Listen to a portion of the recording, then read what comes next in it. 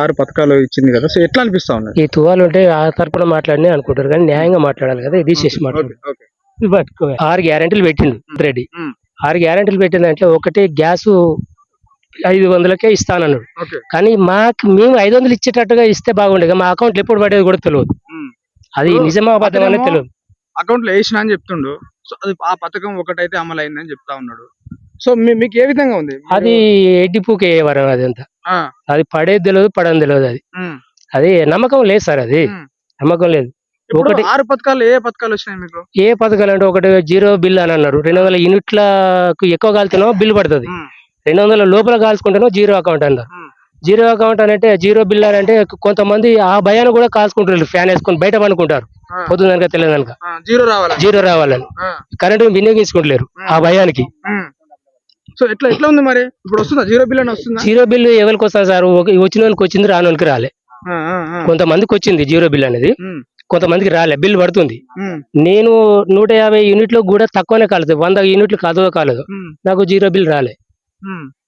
మొత్తం మోసపూరిత అనుకుంటారు, మోసపూరిత హామీలు ఇవన్నీ. వాళ్ళు ఇప్పుడు గద్దెనెక్కి కూర్చోవాలని. ఇక్కడ బీఆర్ఎస్ పార్టీ పక్క వస్తుంది. ఎంపీ మెజార్టీ ఎంత అనుకుంటున్నారు? మెజార్టీ 50,000కు మెజార్టీ ఎక్కువ వస్తుంది, పక్క వస్తుంది బీఆర్ఎస్ పార్టీ. మీరు బీఆర్ఎస్ పార్టీకి ఎంత సపోర్ట్ ఎందుకనే కాదు, మనకు తెలంగాణ తెచ్చినది కేసీఆర్. మనకు రాష్ట్రం ఉమ్మడి రాష్ట్రం ఉండే, ఆంధ్రాకు మనకు పొత్తుండే. మన రాష్ట్రాన్ని మనం కొట్లాడుకొని తెచ్చుకున్నోనికి మనం అన్యాయం చేస్తే బాగుండదు, తెచ్చినోనికి అన్యాయం చేస్తే బాగుండదు. మనకు ఆయనే చెప్పని హామీలు కూడా నేను ఇది ఇస్తానని చెప్పిన దానికంటే ఎక్కువ చేసిండు. ఆయన చెప్పని కూడా చేసిండు. రైతు బంధు పెట్టలే మేనిఫెస్టోలో. మనిషి రైతు చచ్చిపోతే బీమా, రైతు బీమా అని పెట్టలే.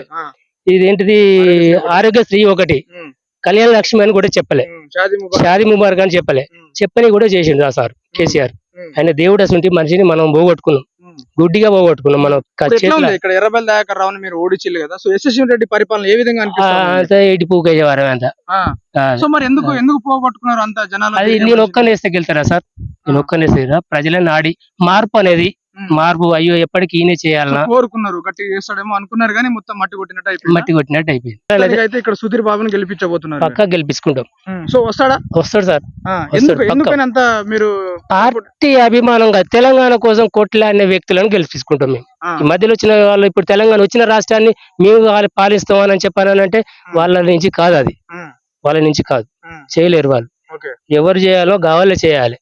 ఇంటికి పెద్ద మనిషి, ఒక కుటుంబంలో ఒక పెద్ద మనిషి గాయన మీదనే నడవాలి మనం. నీ నోటి నా కొడుకు ఒకటి, నీ నోటి నా పిల్లల ఒకటి మాట్లాడితే అది వ్యవహారం ఇచ్చకపోతుంది. అది ఇది కూడా గట్ల ఇప్పుడు కుక్కలు చేసిన ఇస్తారు లెక్కన అయిపోతుంది తెలంగాణ కూడా. ఇప్పుడు కేసీఆర్ కు మొన్న ఒక నోటీస్ ఇచ్చిల్లు, సో ఎట్లా చూస్తారు దీనికి? ఏం భయపడి యాత్రకు తిరగొద్దు అది ఇప్పుడు, ఎందుకంటే ఇప్పుడు ఆయన ఓడిపోయినాక ఇంట్లో పడుకొని ఉండాలి. ఇప్పుడు నువ్వు తిరిగితే మళ్ళీ ఈ పులి వచ్చిందిరా నేను బోన్లు వేస్తానని ముచ్చట అన్నాడు. పులిని వస్తే మేము బోన్లు వేస్తాం, ఇదే వలలు వేసి పడతాం అని అన్నారు కదా. ఇప్పుడు పులి వచ్చింది. పులి వచ్చినాక ఇప్పుడు ఏంటంటే ఆయనకు యాత్రకు నోటీస్ ఇప్పుడు తిరగకుండా మళ్ళీ బంద్ చేసింది. ఆయన తిరిగితే బస్సు యాత్రకు ఒక్కొక్కరు ప్రజలు రథం బట్టి తిరుగుతారు, మంగళారతులు ఇవి పట్టుకొని వచ్చారు. దేవుడు వచ్చిడు మా దేవుడు వచ్చిడు, నువ్వే ఉండాలి సార్, నువ్వే సీఎం అని ఇప్పుడు కూడా అంటారు. ఇప్పుడు కూడా నువ్వే సీఎం సార్, మాకు మీరే ఉండాలి అని చెప్పని అంటారు. కానీ అయితే ఇక మళ్ళీ ఈ ఎంపీ ఎలక్షన్ లా మళ్ళీ ఈ టీఆర్ఎస్ వస్తుంది అని చెప్పని ఆలోచన ప్రకారంగా మళ్ళా సార్ కు ఆయనకు నోటీస్ ఇచ్చారు, మీరు తిరగొద్దని. రాష్ట్రంలో 17 స్థానాల్లో ఎన్ని స్థానాలు వచ్చే అవకాశాలు ఉన్నాయి బీఆర్ఎస్ పార్టీ సంబంధించి? 10 నుంచి 12 వరకు పక్క, 10 నుంచి 12 వరకు పక్క వస్తాయి. సో ఈ ప్రభుత్వం అట్లా వచ్చినట్లయితే బీఆర్ఎస్ పార్టీ సంబంధించిన 12 స్థానాలు అలా వస్తే, సో ప్రభుత్వం కూలిపోయే అవకాశాలు ఏమైనా ఉంటాయా? ఎగ్జాక్ట్లీ ప్రభుత్వం కూలిపోయారు. ఎందుకంటే మనకు ఎంపీ ఎలక్షన్లు వచ్చినాయి, ఎంపీ సీట్లు వచ్చినప్పుడు అనుకున్న వాటికంటే ఎక్కువ వచ్చినప్పుడు ప్రభుత్వం కూలిపోతుంది కదా సార్, పక్కా కూలిపోతుంది. ఇప్పుడు ఉద్యమకారుని గెలిపిద్దామని అనుకుంటున్నారు, కడియం కావ్య పరిస్థితి ఏ విధంగా ఉంది? ఆమెకు సీట్ ఇవ్వకపోతే పోవాలి. ఇప్పుడు బీఆర్ఎస్ పార్టీలో సీట్ ఇవ్వకపోతే పోవాలా సార్? కడియం సార్ సీట్ ఇచ్చిండు, సీట్ ఇచ్చిన కానీ ఏం తక్కువైందని పోయినావు నువ్వు? నీ రాజకీయ లబ్ధి కోసం, నీ సంపదను కాపాడుకోవడం కోసం నువ్వు పోయినావు, నీ సంపాదనను కాపాడుకోవడం నువ్వు పోయినావు. అది పద్ధతి కాదు. అది ఎన్ని పోటు పొడిచిపోయిండు సార్, అది పక్కా. అది బై ఎలక్షన్ వస్తే అక్కడ స్టేషన్ గన్పూర్ సంబంధించింది ఎట్లా ఏ విధంగా చూస్తారు? బై ఎలక్షన్లు వస్తే పక్క తాటికొండ రాజే నిలబడతాడు, మళ్ళీ తాటికొండ రాజే వస్తాడు, పక్క వస్తాడు. జనాలు ఒక మార్పు వచ్చింది, మళ్ళీ మార్పు వచ్చేసింది. ఎందుకంటే జనాలు కూడా మన కడియం శ్రీహరి గారు అంటే సరే మాతోటి ఉన్నాం, మేము సార్ను గెలిపించుకుంటాం అని చెప్పారనే పద్ధతి ప్రకారంగా గెలిపించుకున్నారు.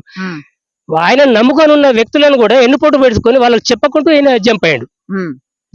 ఆ ఎఫెక్ట్ ఇప్పుడు ఇక్కడ కనిపిస్తా ఉంటదా? కనిపిస్తుంది. లోక్సభ ఎన్నికల్లో ఇట్లా కనిపిస్తుంది. వాళ్ళ- వాళ్ళ పార్టీ కాంగ్రెస్ పార్టీ వాళ్ళు అంటే వీటికి గుద్దరేగిపోయిండు, వీనికి సీట్ ఇవ్వకపోతే రావాలి గాని ఎందుకు పోయిండు ఇళ్లకు? ఆ, అందుకు పోయిండు. ఉమ్, ఇవ్వకపోతే పోవాలి. ఉమ్, ఇచ్చినాక ఎందుకు వచ్చింది ఇళ్లకు? ఉమ్, రాజకీయ లబ్ధి కోసం, ఆయన సీటు కాపాడుకోసం, ఆయన ఆస్తులు కోసం ఉమ్, అనేది పోయిన ఆ పార్టీ కాంగ్రెస్ పార్టీ వాళ్ళే ఆయన ఎద్దేవా చేస్తుంది. తెలంగాణ రాష్ట్ర ప్రభుత్వానికి నేను మేలు కోరేది ఏంటంటే, మనకు కేసీఆర్ ప్రభుత్వం ఉన్నన్ని రోజులు మనకు లేని ఆయన చెప్పిన హామీల కంటే ఎక్కువ ఇచ్చేయండు. మనం మేలుకోవాలి. యువత అయినా, లేడీస్ అయినా, జెంట్స్ అయినా, ఎవరైనా అవ్వాతాతలైనా మేలుకొని మన ప్రజలను, మన క్యాండిడేట్ ను గెలిపించుకొని మనం చేయాలని చెప్పానని నేను కోరుతున్న ప్రజలారా, మీరు దయచేసి టీఆర్ఎస్ కు ఓటేసి గెలిపించుకోవాలని మనవి చేస్తున్నాను.